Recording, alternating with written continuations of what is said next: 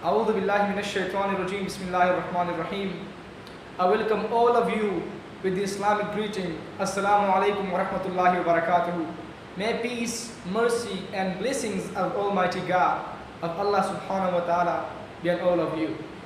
Today my topic is the God of Hindus, or the concept of God in Hinduism. If you ask a common Hindu that how many gods does he believe in, some will say 3, some will say 10, some will say 100, and some will say 1,000, and some will say 33 crores or 330 million gods. But if you ask a learned Hindu who is well versed in his scriptures that how many gods should a Hindu believe in, and he'll tell you one God.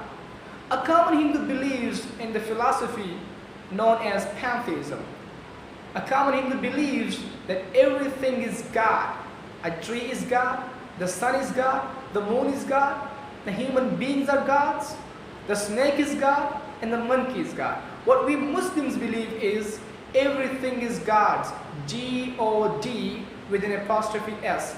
Everything belongs to God. The tree belongs to God, the sun belongs to God, the moon belongs to God, the human beings belong to God, the snake belongs to God, the monkeys belong to God.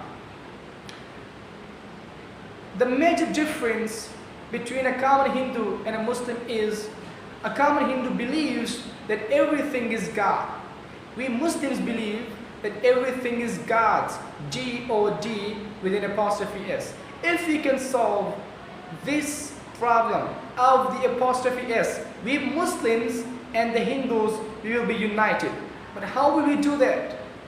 Ta'ala ila kalimatin sawa'in bainana wa bainakum.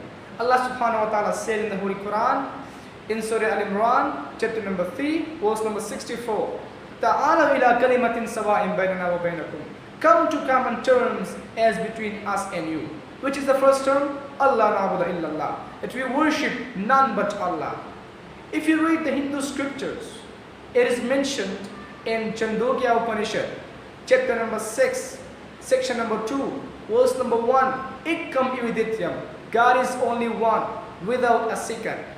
Further, if you read, it's mentioned in Svetashvatara Upanishad, chapter number 6, verse number 9, Nacha sakasij janita nachadipa. Of that God, there is no superior.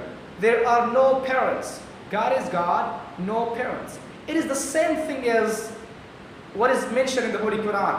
In Surah Al-Ikhlas, chapter number 112, verse number 3. Lam yalid wa lam yulad. He begets not, nor is he begotten. Almighty God has got no parents, no superior. Further it's mentioned in Svetashvatara Upanishad, chapter number 4, verse number 19. It says, Na tasya pratima asti. It's Sanskrit quotation. It means, of that God, there is no pratima. Pratima in Sanskrit means image, photograph, painting, sculpture, statue, or idol. Almighty God has got no idols, no image, no photograph, no painting. Who says that? Svetashvatara Upanishad, chapter 4, verse number 19. Further, if you read, the most sacred of the Hindu scriptures is Bhagavad Gita. It is mentioned in Bhagavad Gita, chapter number 7, verse number 20. All those whose intelligence has been stolen by material desires, they worship demigods. They worship false gods, including idols. It says that all those whose intelligence has been stolen by material desires, they worship demigods. They worship false gods, including idols. Who says that? Bhagavad Gita, chapter number 7, verse number 20.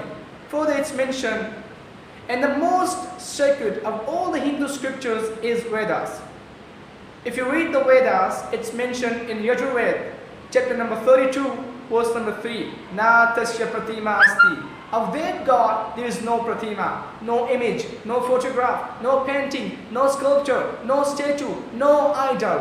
Who says that? Yajurveda, chapter number 32, verse number 3. Further it's mentioned in Yajurveda, chapter number 40, verse number 8. Shuduma Puopidam.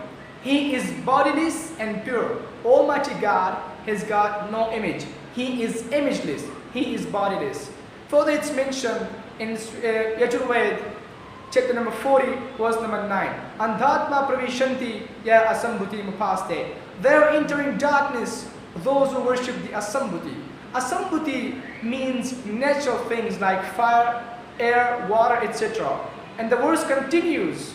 They are entering more in darkness, those who worship the sambhuti.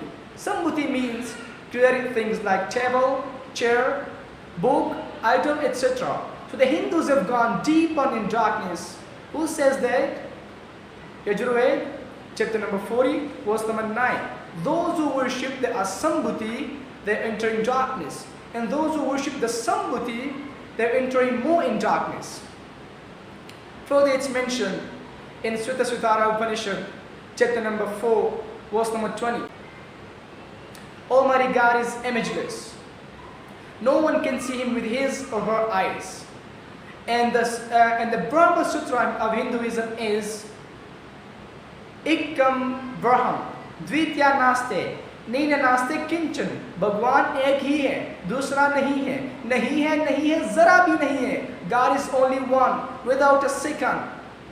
Not at all, not in the least bit. So only a dispassionate study of Hindu scriptures can help one understand the concept of God in Hinduism.